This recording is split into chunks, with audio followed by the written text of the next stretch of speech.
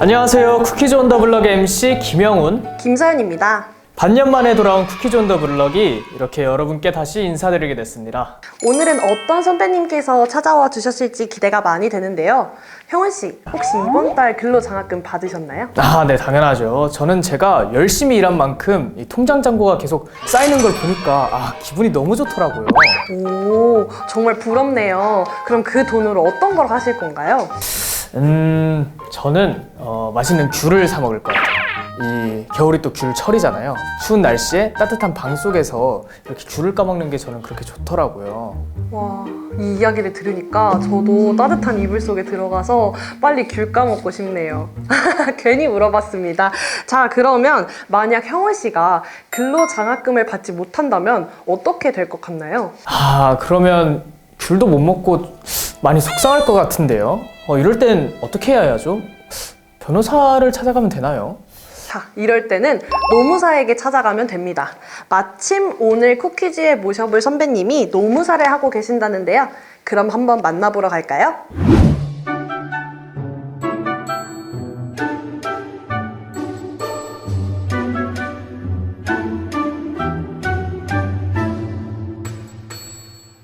네, 선배님 이렇게 귀한 시간 내주셔서 정말 감사합니다. 먼저 간단하게 자기소개 부탁드리겠습니다. 네, 저는 경영학과 졸업한 17학번 전연수고요. 지금은 리드 인사 노무 컨설팅에서 노무사로 일을 하고 있습니다. 노무사는 주로 노동법과 관련된 복잡한 법적 문제를 다루기 때문에 그 역할에 대한 정보는 일반 대중에게 친숙하지 않을 수 있는데요. 어떤 일을 하시는지 간단하게 직무 소개 부탁드립니다. 한 4가지 정도로 분류를 해볼 수 있을 것 같은데요. 첫 번째는 그래도 좀 대중들한테 알려져 있는 이제 부당해고나 임금체불이나 산업재해 같은 것들을 당했을 때 근로자나 이제 사측을 대리해서 그 사건을 해결하는 일들도 하고요. 또 두 번째는 이제 회사하고 정기적으로 계약을 맺고 회사가 적법하게 회사를 운영할 수 있도록 법률적인 자문을 제공해주는 일도 합니다. 세 번째는 어떤 인사나 노무 관련된 컨설팅 업무를 진행하기도 합니다. 회사에서 직무급을 도입한다거나 아니면 근무시간 형태를 변경한다거나 임금 체계를 변경한다거나 어떤 인사와 관련된 또는 노무와 관련된 컨설팅을 진행을 하는 경우도 있고요. 또 네 번째는 이제 그 외 기타 강의나 어떤 상담 같은 것도 진행을 하고 기업이나 어떤 공공기관의 외부 위원으로서 활동을 하는 경우도 있습니다. 다음으로 공인노무사 하면 시험 이야기를 안 할 수가 없는데요. 노무사 시험은 난이도가 어렵고 합격률도 낮아서 부담이 되게 크다고 들었어요. 그래서 선배님의 시험 준비 기간은 얼마나 걸리셨는지 그리고 준비생 시절의 에피소드도 궁금합니다. 저는 이제 학교를 다니면서 1년 정도 했었고 학교를 휴학하고선 또 1년 정도 했었습니다. 제가 원래는 이제 집에서 인터넷 강의로 공부를 하다가 대학동이라고 고시촌이라는 동네가 있어요. 보통 수강생들이 많이 거기서 공부를 해서 나도 거기서 한번 학원을 좀 체험을 해보자 라는 마음으로 시험 직전 3개월 전에 그쪽으로 이사를 갔어요. 3개월 전에요? 근데 제가 가자마자 코로나 때문에 학원이 다 문을 닫아서 아무 의미 없이 거기에서 좀 3달 정도 지냈었던 에피소드가 있습니다. 1차 시험은 객관식으로 이루어져 있고요. 2차 시험은 주관식으로 이루어져 있습니다. 제가 준비할 때는 이제 2차 시험의 비중이 훨씬 높았었는데 최근에는 이제 시험 구성이 좀 변경되면서 1차 시험도 난이도가 꽤 올라갔다고 들었어요. 그리고 3차 시험까지 있는데 3차 시험은 면접으로 진행이 됩니다. 면접은 웬만하면 특이사항이 없으면 다 붙기 때문에 거의 2차 시험을 조금 위주로 많이 공부를 해야 되는 시험입니다. 그러면 준비생 시절에 본인에게 가장 큰 영향을 준 것은 무엇이었나요? 이 시험에 대한 확신이었던 것 같아요. 내가 이 시험을 왜 하고 싶은지 그리고 그거에 대해서 흔들리지 않을 수 있는 자신이 있는지가 제일 중요한 것 같아요. 공부를 하다 보면은 또 포기하고 싶은 순간이 찾아오는데 그때를 버틸 수 있게 해주는 원동력이 됐던 것 같습니다. 그렇게 긴 여정을 이렇게 달려왔을 것 같은데 이 긴 여정의 끝에서 이 노무사 합격 소식을 들었을 때 기분이 굉장히 좋으셨을 것 같아요. 혹시 그때 어떠셨나요? 그때 굉장히 설렘이 가득했던 것 같아요. 이제 공부로만 책으로만 봤었던 것들을 내가 실질적으로 업무를 수행할 수 있다는 그 설렘이 굉장히 컸었습니다. 이제 본격적으로 직무와 관련된 이야기를 나눠보고자 합니다. 혹시 노무사 직무를 꿈꾸게 된 특별한 계기가 있으셨을까요? 두 가지 정도가 있는데요. 첫 번째는 이쪽 직무에 어릴 때부터 관심이 있었어요. 뭐 좀 노동 인권이나 이런 부분에 관심이 많아서 뭐 이제 중학생 때 제일 존경하는 인물을 쓰라고 하면은 전태일 열사를 항상 썼었던 것 같고 왜 그랬는지 모르겠는데 그런 쪽에 계속 관심이 있었어요. 그래서 이쪽 직무에 대한 관심도가 첫 번째였던 것 같고요. 두 번째는 사실 이쪽 일을 하고 싶다는 생각은 많지 않았어요. 저는 원래는 창업을 하고 싶었었고 실제로 창업도 좀 오랜 기간 했었는데 한계를 많이 느꼈던 것 같아요. 창업을 해서 자리를 잡는 거는 좀 쉽지 않겠다라는 생각이 있어서 내가 가질 수 있는 좀 특별한 기술이 뭐가 있을까를 생각하다가 이제 공부를 해서 자격증을 취득해서 거기 안에서 또 이제 개업을 하면 그게 또 나름대로 내 업이 될 수 있겠다라는 생각이 있었어요. 남들 앞에서 말을 하거나 또는 글로써 남들을 설득하고 내용을 설명해 주는 걸 좋아하는 사람이면 좋은 것 같아요. 어떤 서면을 작성을 하더라도 또는 어떤 사건을 수행을 하더라도 또는 어떤 상담을 하더라도 항상 다른 사람을 설득하고 뭔가 설명해 줘야 되는 일들이 많거든요. 그렇기 때문에 그런 일 자체가 조금 버겁다라고 한다면 이 일하고는 좀 적절하지 않을 수도 있을 것 같다라는 생각이 듭니다. 공인노무사는 다양한 분야에 갈 수 있는 길이 많다고 들었는데요. 그 중에서 선배님께서는 본인의 노무법인 사무소를 개업하신 그런 케이스잖아요. 그 개업 노무사를 택하게 된 이유가 혹시 있을까요?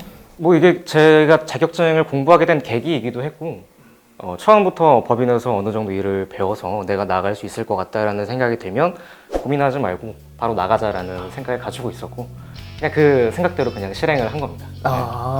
개업을 하기 전에도 다른 노무법인에서 일한 적이 있나요? 네, 이전에도 두 곳의 법인에서 채용노무사로서 일을 했었고 사실 그때 되게 이제 이전에 있었던 법인에서 동료들하고 굉장히 재밌게 일을 했어서 나올 때 이게 나오는 게 맞을까라는 거에 대한 의구심이 조금은 있었는데 그래도 처음부터 자격증을 준비했었던 계기이기도 했고 결국에 지금은 굉장히 만족하고 있습니다. 네. 그럼 예전에는 동료분들과 함께 일하는 것과 반대로 지금 혼자 일을 하시는 거잖아요. 혼자 일하실 때도 장점이 있을까요? 굉장히 크죠. 인생을 좀 제가 제주체적으로 만들어 나갈 수 있다는 게 가장 큰 장점인 것 같아요. 뭐 출퇴근 시간이 됐든 어떤 업무를 할 때도 내 인생을 좀 주체적으로 만들어 나갈 수 있다는 거는 큰 장점인 것 같습니다. 대표로서 앞으로 사무소를 어떤 방향성으로 운영하고 싶으신가요? 조금 의미 있는 일들을 하고 싶어요. 그냥 뭐 돈 뭐 이런 것도 좋지만 내가 하는 일들이 누군가한테 조금 의미가 있었으면 좋겠다. 그래서 의미 있는 일을 하면서 사무소를 키워나가고 싶습니다. 사실 이전에 좀 큰 법인에서 일을 할 때는 보통 기업을 대상으로 많이 일을 했었어요. 그럼 제가 기업을 대상으로 일을 하면 보통 인사 담당자하고 일을 하기 때문에 인사 담당자도 그냥 자기 일을 하는 사람이거든요. 그래서 그냥 일을 하는 것에 불과했었는데 지금 이제 개업을 해서 나와서 일을 하면서는 뭐 좀 자영업자 또는 아니면 근로자분들하고 직접적으로 일을 하면서 내가 이분들의 어떤 생계에 직접적인 큰 영향을 미친다라는 걸 느낄 때 또 그분들이 어떤 보상을 받았을 때 나한테 감사하다라는 이야기를 했을 때 가장 큰 보람과 성취를 느끼고 있습니다. 저희만큼이나 경희대학교 학생들도 선배님께 궁금한 점이 굉장히 많을 것 같은데요. 그래서 사전에 저희가 질문을 준비해봤습니다. 우선 첫 번째 질문 드릴 건데요. 동아리, 대외 활동, 교환학생 같은 활동으로 대학 시절을 모두 보낸 다음에 시험을 준비해도 괜찮을까요? 아니면 최대한 빨리 시험에 집중해서 한 살이라도 더 젊은 나이에 노무사업계에 발을 딛는 게 더 나을까요?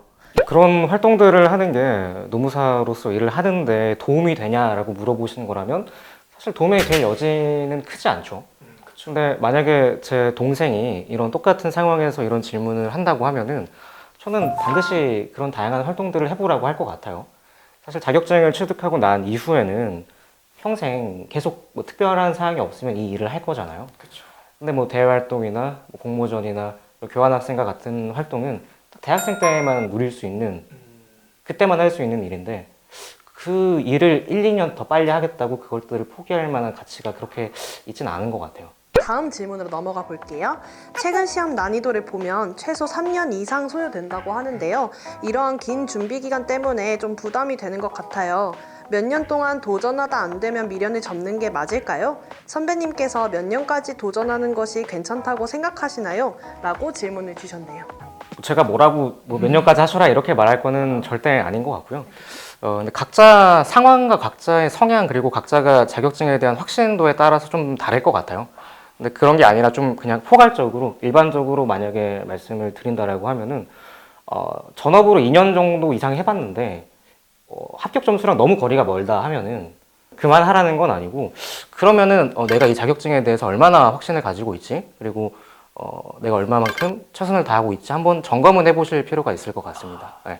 그러면은 선배님께서는 만약에 혹여나 결과가 좋지 않았을 때 언제까지 도전을 하려고 하셨나요? 근데 저도 그 생각이 계속 바뀌었어요. 딱 처음에 이제 공부를 할 때, 그리고 좀 의지가 좀 불타오를 때는 나한테 제일 잘 맞는 직업은 이거일 것 같으니까 될 때까지 하자라는 생각이 또 들다가 또 이제 하다가 또 지치고 하면은 그냥 이번에 안 되면 그냥 그만하자라는 생각도 들었던 것 같고, 그래서 왔다 갔다 했던 것 같네요. 네, 그럼 어느 정도 이제 답변을 들은 것 같으니 이제 쿠키즈 타임을 가져보도록 하겠습니다. 쿠키즈? 네. 퀴즈 드리도록 하겠습니다. 최근 3개월 동안 경희대학교 중앙도서관에서는 어떤 주제의 책이 가장 많이 대출되었을까요? 1번 법전, 2번 문학, 3번 만화, 4번 기술과학. 어떤 게 답일까요? 2번 문학입니다. 2번, 네. 2번 문학 확실하신가요? 아, 정말 안 바꿔도 괜찮습니다. 확신은 못 하겠는데 2번으로 하겠습니다. 네. 자, 하나, 둘, 셋. 정답! 자, 그럼 저희가 네. 이렇게 퀴즈를 맞춰주셨으니까 저희가 상품을 준비한 게 있어요. 네. 혹시 하나를 뽑아가는 건가요? 아니요, 이 모든 거 다. 네. 오, 인형이 네, 맞아요. 너무 이쁜데요? 굉장히 마음에 듭니다. 제가 여기다가 앞에다가 크게 잘 보이게 해놓겠습니다. 아, 영광입니다. 감사합니다.